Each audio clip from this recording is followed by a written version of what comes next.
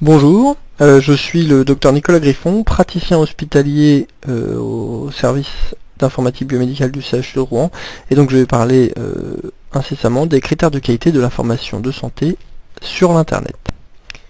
Quelques rappels sur Internet d'abord. Donc Internet, c'est d'abord et avant tout une quantité d'informations phénoménale, non entendable pour un cerveau humain.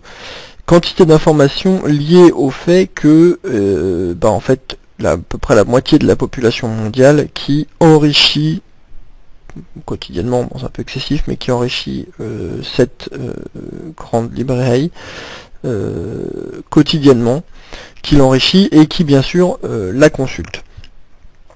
Qui la consulte beaucoup, puisque 70% des utilisateurs d'internet sont des utilisateurs quotidiens. Et en France, quand on dit utilisateur quotidien, c'est en fait en moyenne 5 heures de connexion à Internet par jour. Donc c'est quand même quelque chose d'assez important. Alors quand on regarde plus spécifiquement Internet et la santé, on voit qu'en 2013, il y a 50% des Français qui utilisent Internet pour la santé d'une manière générale, que ce soit pour chercher de l'information, ou au contraire, pas forcément opposé, ou pour partager de l'information. Ces informations, le plus souvent, ce qui intéresse les utilisateurs, ce sont les maladies. Ce sont des informations sur les maladies, le diagnostic des maladies notamment. Mais il y a quand même 2/3 de ces utilisateurs qui cherchent des informations ou qui partagent de l'information sur les traitements des maladies. Au-delà de ces 50% de Français qui ont une utilisation plutôt positive d'Internet pour la santé, on a quand même en France presque 20% de Français, donc, enfin je sais pas comment a été faite l'étude, enfin bref, on a 20% des répondants qui n'ont pas confiance en Internet en termes d'information sur la santé. Et on ne peut pas leur donner tort. Vous pouvez lire sur cette diapositive 4 citations issues de 4 articles différents. Ces articles ont tous été publiés dans des revues à comité de lecture, des revues qui sont par ailleurs indexées dans PubMed, et donc on peut difficilement douter du sérieux de ces études. J'aurais par ailleurs pu en mettre beaucoup plus, dans la littérature regorge d'études sur ce sujet, mais globalement elles vont toutes dans le même sens, à savoir que il y a du bon sur Internet certes, mais il y a aussi du mauvais. Alors le problème, c'est que la mauvaise information en santé, ça peut avoir des conséquences, comme dans tous les domaines, mais bon là peut-être un peu plus ennuyeuse pour les usagers. Donc il est rapidement apparu nécessaire d'avoir ou de mettre à disposition des utilisateurs des outils qui puissent leur permettre, sans avoir un niveau d'expertise du domaine sur lequel ils sont en train de se renseigner, hein, c'est le principe, mais qui vont leur permettre d'évaluer si l'information qui leur est apportée est de relativement bonne qualité. Et donc il y a de nombreux groupes de travail, équipes de recherche qui se sont attelés à la question et qui ont mis au point de multiples échelles de qualité pour les sites dédiés à la santé. Donc là j'en liste un certain nombre. La HAS les a listés relativement récemment et en a trouvé plus d'une cinquantaine qui sont censés faire à peu près le même boulot. Alors le point positif, c'est que ces grilles utilisent des critères qui sont assez similaires. Elles sont pas toutes les mêmes, hein, sinon il n'y en aura pas 50, il y en aura une. Mais elles se ressemblent quand même pas mal. Et donc on a des critères qui reviennent quasiment systématiquement dans toutes les grilles, d'une manière ou d'une autre, que je vous liste là. Donc il faut pouvoir identifier l'auteur, il faut que la ligne éditoriale du site internet soit claire pour le lecteur, il faut que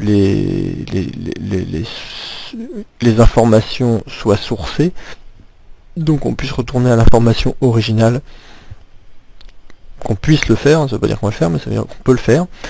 Il faut un minimum de transparence quant au financement.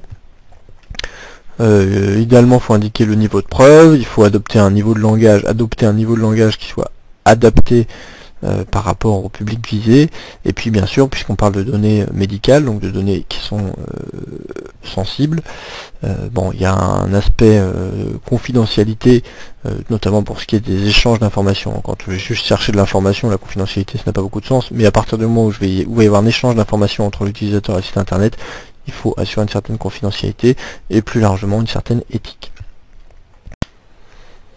Donc pas que le Health on the Net code soit la grille ultime parmi ces 50 grilles, mais c'est la grille qui a été sélectionnée par la Haute Autorité de Santé pour certifier les sites internet français de la santé, dans l'objectif de faciliter la vie des utilisateurs, dans l'objectif que l'utilisateur va sur un site, il voit le petit logo OnCode, et ben il est rassuré, il le voit pas, il s'enfuit en courant. Donc cette grille de qualité, la Health on the Net Code, contient 8 critères qui ressemblent pour la plupart beaucoup à ceux que je viens d'évoquer. Donc il faut que le lecteur, c'est toujours le lecteur qui doit être en capacité de pouvoir avoir accès à certaines informations. Donc il faut qu'il puisse savoir qui est l'auteur, à quel titre il est légitime de parler de ce dont il parle. Donc est-ce que c'est le professeur machin spécialiste de la pathologie, est-ce que c'est un patient qui souffre de cette pathologie depuis 20 ans, puis il a quand même une certaine expérience, ou est-ce qu'au contraire c'est juste Trucmuche dont le cousin, il me semble qu'il a eu un truc qui ressemble un peu. Bon, voilà, faut que le lecteur puisse avoir ce niveau d'information. Alors là, c'est un critère un peu original du OnCode, c'est la complémentarité du site internet par rapport à une relation par rapport à la relation médecin-malade. Donc là, on est un peu dans, pour ce qui est de ce point-là et de celui d'après, on est un peu, pas vraiment dans le critère qualité, on est dans l'application de la loi. Le code de la santé publique définit assez précisément ce qu'on a le droit de faire et ce qu'on n'a pas le droit de faire, et globalement un site internet n'est pas un médecin et donc ne peut pas donner des conseils médicaux à des patients malades. Donc voilà, il faut remettre les choses, un site internet d'information, c'est pas un médecin. La confidentialité, c'est la même chose, les lois informatiques et liberté font que normalement un utilisateur, il sait à quoi sont utilisées ces données, il sait qu'il a le droit de les retirer, enfin bref, il sait plein de choses. Bon, c'est répété dans le OnCode. C'est pas plus mal d'une part, et puis c'est d'autant plus important que finalement dans d'autres pays que la France, on n'a pas forcément de lois comme les lois informatiques et liberté. Donc il faut que les informations sur le site soient datées, c'est pas la même chose d'avoir la prise en charge de l'infarctus en 2016 et celui en 2008. Il faut que les affirmations soient étayées par des éléments de preuve, donc des références à des articles scientifiques par exemple. Faut que l'information soit compréhensible, le financement, on en a déjà parlé, et puis la clarté de la ligne éditoriale. Donc, comme je disais, la HAS a sélectionné la grille de la Health on the Net Foundation pour certifier les sites internet français. Et donc en 2008, ils ont décidé d'évaluer la stratégie qu'ils avaient mise en place. Donc la stratégie d'évaluation, fort simple, a consisté à comparer la conformité des sites qui demandaient la certification à celle des sites qui ne la demandaient pas. Sites sur la santé, bien sûr.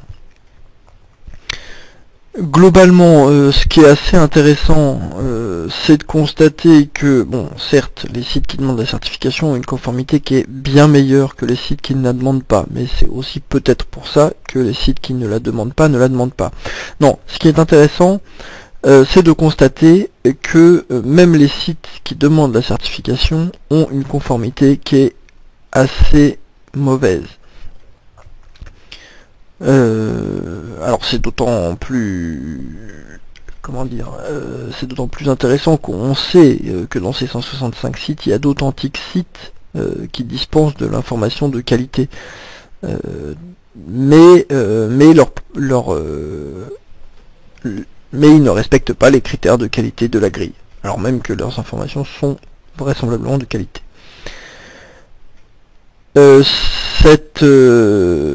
cette décorrélation qu'on peut observer entre la certification à l'aide de grilles, de critères qualité et l'information, c'est en fait quelque chose qui est assez connu.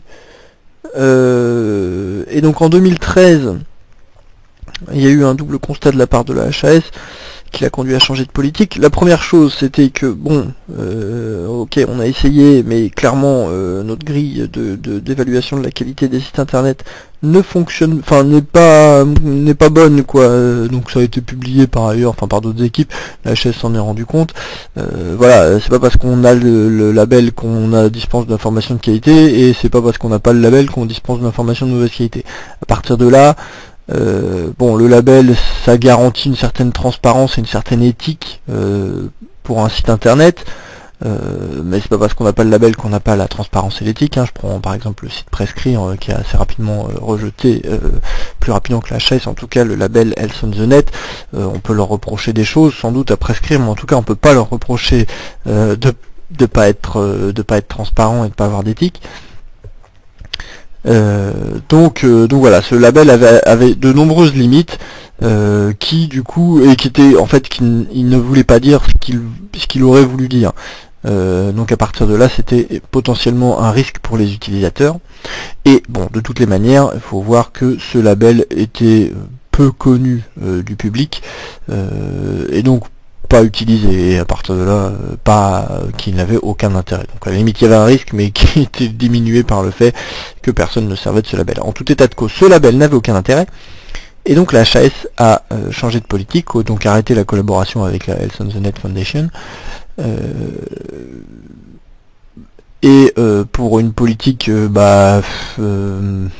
plus simple, mais bon, la seule chose dont on se dit que ça a peut-être un sens de le faire aujourd'hui, qui est d'informer les utilisateurs avec des informations qui sont relativement simples, de relatif bon sens, mais qu'on peut répéter, et qui tiennent en pas grand chose. Alors bon, c'est plus étoffé sur le site de la HAS, mais concrètement, faut multiplier les sources, multiplier les avis, comparer l'ensemble et se faire sa propre idée. Ce qui n'est pas très satisfaisant, mais il n'y a juste pas d'autre solution. Alors c'est d'autant moins satisfaisant qu'on sait très bien comment fonctionne comment fonctionne le cerveau des individus, à savoir que globalement on va adhérer aux idées, enfin on va aller naviguer sur les sites qui ont les idées qu'on a déjà, quoi. Donc il y a un renforcement des idées qu'on s'est fait au fur et à mesure de la navigation. Donc globalement on va pas vers les choses qui sont contradictoires avec ce qu'on pense, on va vers les choses qui vont dans le même sens. Ça on le sait très bien, et du coup multiplier les sources, ça revient un peu à dire aller voir plusieurs fois la même chose. Donc c'est pas très satisfaisant. Malheureusement, il n'y a pas de solution magique, puisque ce qu'on peut dire quand même avec certitude, c'est que il y a beaucoup de grilles, mais elles ont toutes le même défaut, à savoir qu'elles jugent du contenant, mais pas du contenu. Et d'une manière générale, Internet est trop vaste pour envisager une validation relativement indépendante de l'ensemble même des contenants, mais en tout cas du contenu, c'est certain. Et du coup, la plupart des politiques institutionnelles, en tout cas qui sont revenues jusqu'à moi, ou enfin que j'ai pu trouver, donc la HAS en France, la Haute Autorité de Santé, et aux États-Unis on a le National Institute of Health et la National Library of Medicine, qui sont sur cette même ligne, à savoir, il n'y a pas de grille satisfaisante, donc on met en garde les patients et les utilisateurs sur la qualité de l'information, sur les risques sur les risques informationnels sur Internet en santé, et sur les quelques critères qu'on a pu retenir comme utiles pour évaluer cette qualité, à savoir de confronter les différents avis. Je vous remercie.